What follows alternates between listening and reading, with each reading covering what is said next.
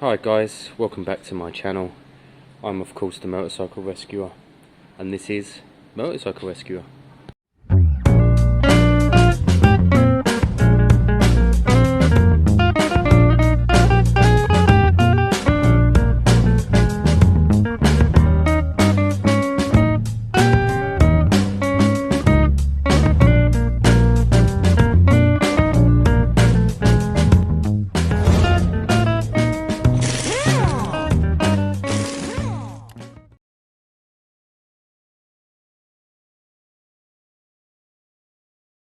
So it's Friday afternoon and I've ditched work an hour early to carry some light a little bit this afternoon. I've got two definite buyers for this bike, two people who are competing for it, and one who's on the fence but also wants it. So I've got kind of three people looking at this bike.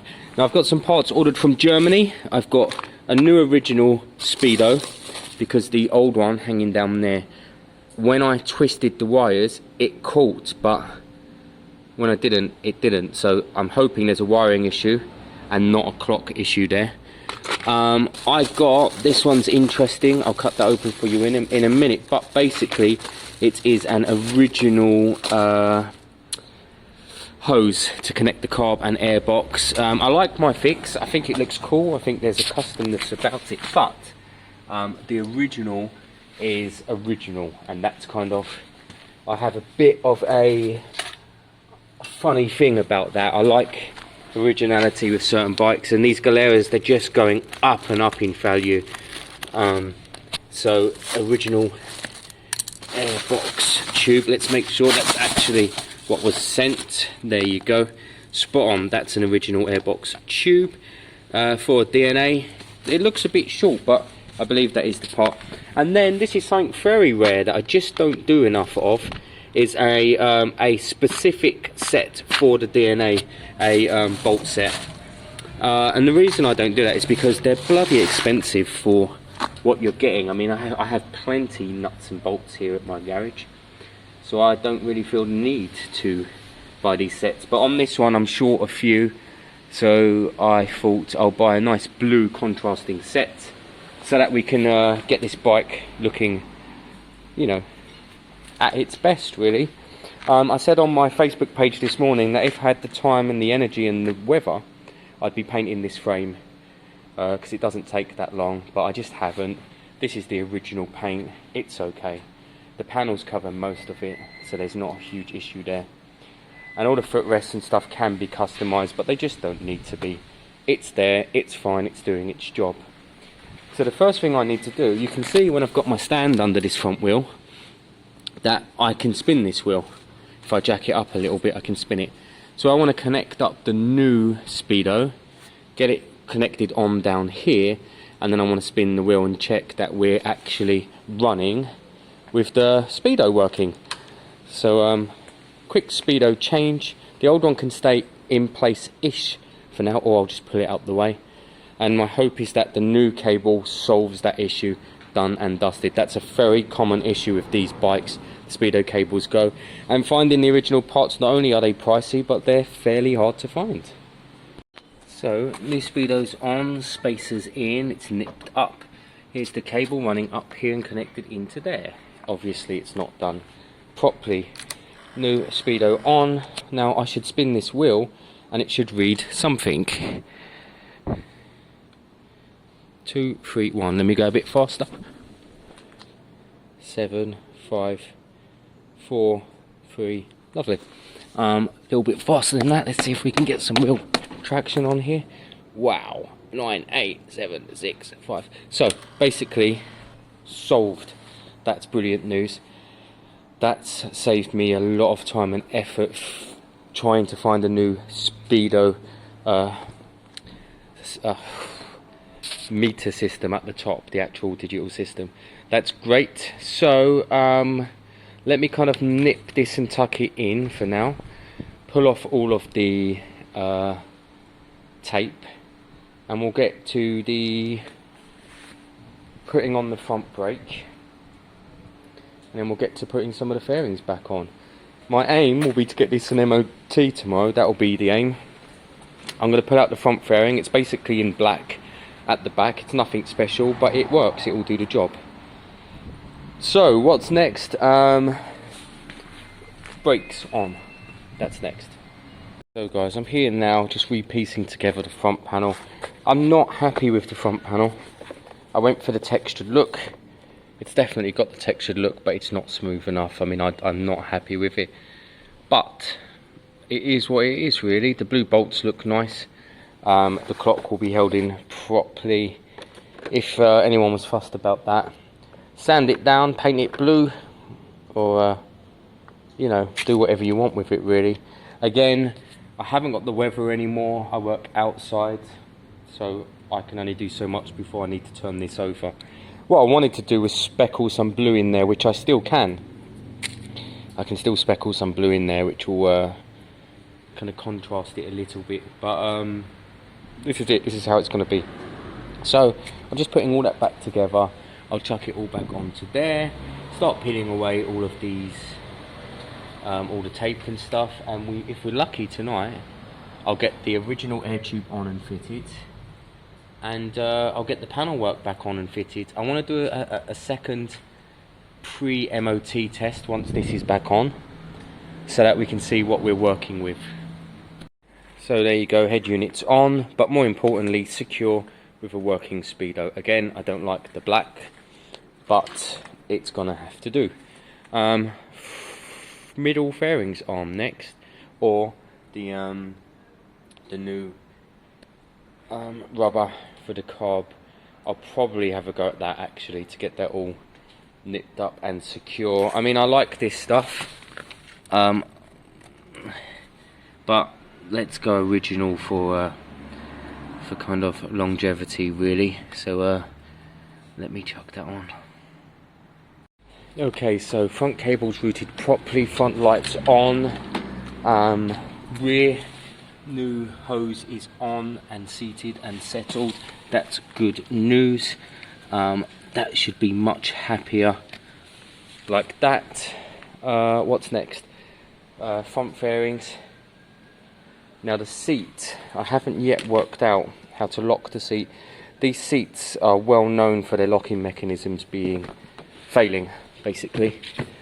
And what happens is they're too complex. There's a mechanism that comes down here to the key that controls this and that. They always break. My ideal would be to find a better system. Ideally, if these lock on, which they do at the front, ideally Velcro at the back, so it locks on at the front, they go into there, and then Velcro, just two little squares here and there, hold the back down, and that's absolutely fine. So you would just Velcro it up. That's kind of the best you're going to get. Again, renowned for going wrong, these mechanisms, so let's make do with them. These don't need locking, and I tell you why it doesn't need locking, because people break them open. I'd rather someone lift it and see that there's no helmet or anything of value inside, than smash it all open and ruin a good looking bike. That makes sense to me. So I'm not going to mess around with that locking mechanism at all. I'm going to try and find bits of touch-up paint just to touch up these bits here, and then I'm going to polish the bike. But let me get these front fairings on first. The rest of it's done. So let me get these front fairings on, and we'll see how it's looking, really, at that stage. For me, it's looking great. So let's get the side panels bolted to the belly pan. Let's get it all back on the bike, and let's get this bike back on its feet. So we're at a nice stage now. We're at the polishing stage. Check out the new blue bolt kit. It's quite cool. It makes a big difference, I think. Side fairings are on and properly secure. That's good. I've given the bike a clean, and now I'm going to be polishing with which I always say Maguire's, and it's not, Autoglyn polish. So yeah, by hand at this stage. Now it's tempting to use a more cutting polish, but no, not at this stage. I'm going to see how well this comes up first. This bike is not going to be perfect, and that's okay. That's absolutely fine. It's going to be a good riding bike. And like I said, I have a buyer lined up potentially. I have 3 lined up potentially. So it will be first come first serve really. Let me get some polish on this. Let's see it. Look at the panels now. You can see they're a bit dull. This looks shinier than it actually is. It's got dull spots. It's very dull at the back. Needs bits of touching up. But I'm going to give it a polish. And a clean, a polish, a layer of wax, and then to an extent this bike is ready for its MOT. So there you go guys, there's a basic polish on the panel works. There's no wax on there yet, that is a basic polish, and I didn't even use the drill. Now ideally I'll do a second run with a drill. It's come out lovely. There's no wax on there, the wax will bring it out even more. Definitely some imperfections. I need to get a touch-up blue, but it's pretty mint otherwise. Now this bike hasn't been started since last Sunday. It's now Friday evening. I have no doubt it will be happy.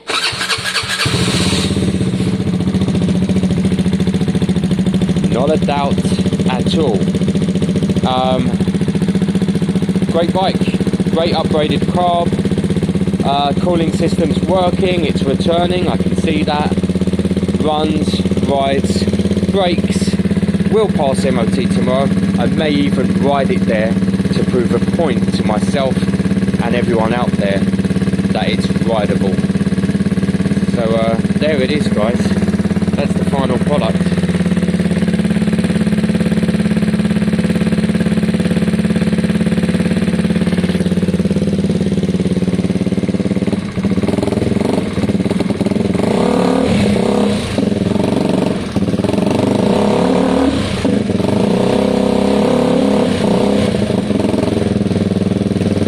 Couple of minutes to warm up.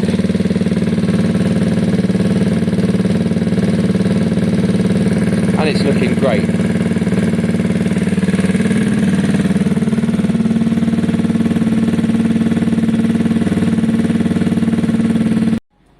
So I just test rode it. It rode beautifully, although the idle is a little bit high. Am I on the wire? Possibly am. I'm going to take a little off.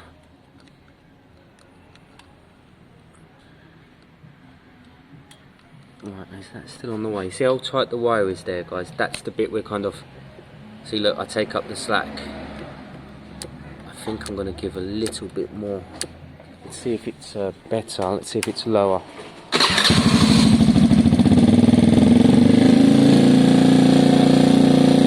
Idling quite high, look.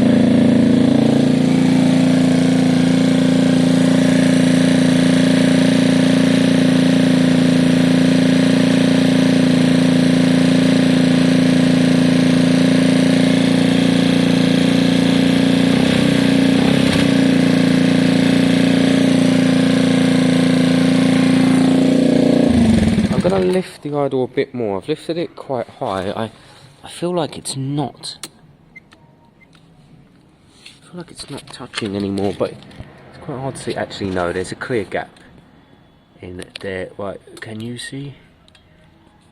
There's a clear gap in there. So what's causing it to idle high at this stage? Don't know. It's at its lowest revs here. Cable doesn't appear to be pulling, although potentially could be. I don't think it is though, because I am taking up the slack. See, look, take up the slack. Take up the slack. I'll have a look into it. You know, slightly high idling, not the end of the world, but it'd be nice if we could lower it a touch. So the only idle thing left, I completely stripped the the idle. The only thing I've got left is that the choke isn't connected. There's the choke cables. Now, could this be that the choke stays on if it's not powered? That would explain the idle.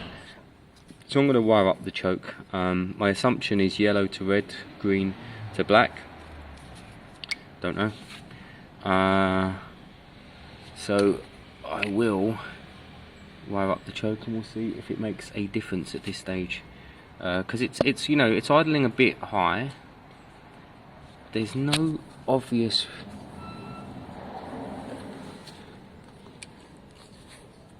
I don't think there's any air leaks. I'll probably do a little spray test and see. So I'll show you the air leak test. It's fairly straightforward. You fire up the engine, you get something flammable, and you spray it. Now listen to the engine note. Right, watch here on the boot. Listen.